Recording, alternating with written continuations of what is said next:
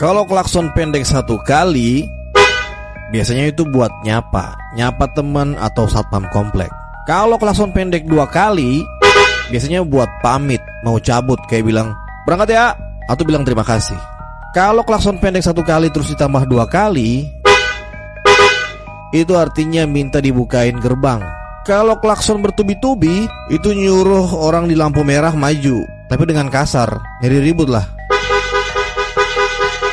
Kalau klaksonnya panjang, berarti ada motor, angkot, atau mobil lain yang lawan arah dan hampir nabrak.